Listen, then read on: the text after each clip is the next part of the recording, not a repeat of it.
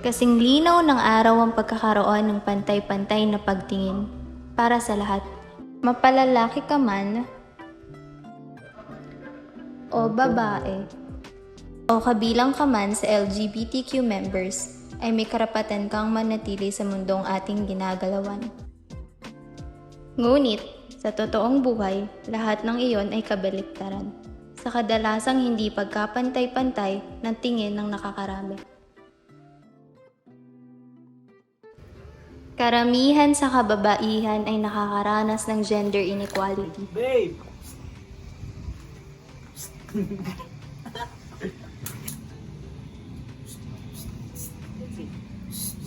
Baby!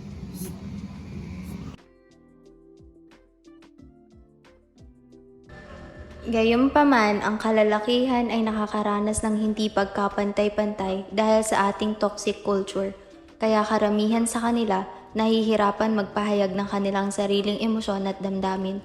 Kung ating mapapansin, ang mga kalalakihan ay may mas madalang na paglabas ng kanilang saloobin tungkol sa kanilang nararamdaman na kadalasang humahantong sa dysfunctional expression of emotion.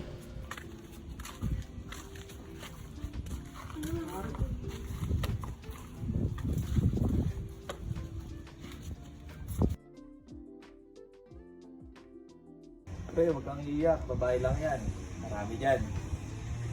Pre, dapat babae nag-aabol sa'yo, hindi ikaw nakakita. Namasinga ng magabong sa'yo. Tara, pre. Di-rounds tayo. Abdul na par, mas maraming magandang babae dyan. Pag gusto mo dun sa baliwag, marami nag-aabang doon. 150. Oo, 150 lang. Glorieta. Asa may itulo. Gusto mo may mama? LGBTQ members ay may mas madalas na nasasangkot sa pangbubuli at diskriminasyon, mula sa pagtawag sa kanilang salot hanggang sa humantong sa kaharasan.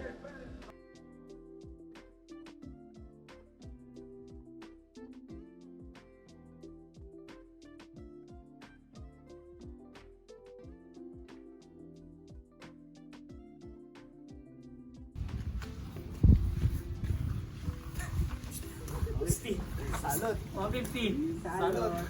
Uy, 150.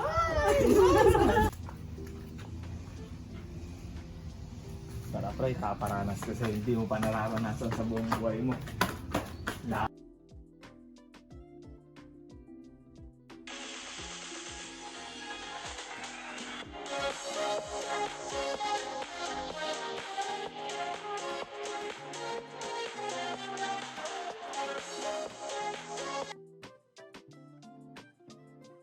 LGBTQ members na may respeto, may pakikitungo sa kapwa, at mabuting asal. Ay, sok mo naman.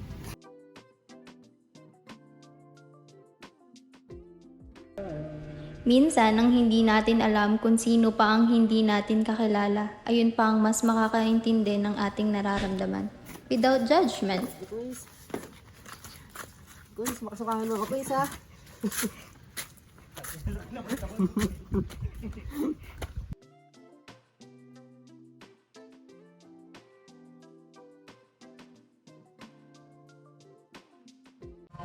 Ang mga babae ay hindi para pag-eksperimentohan.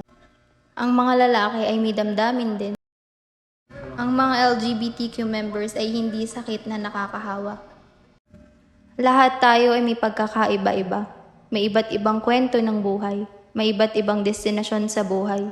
Ngunit, iisa ang hangarin, mamuhay ng simple, higit sa lahat, tanggap ng lahat.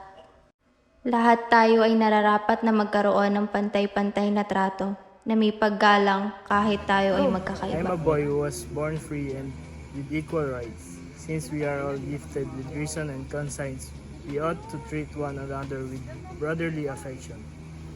No one shall be subjected to torture or other cruel, brutal or degrading treatment or punishment. Everyone has the right to life.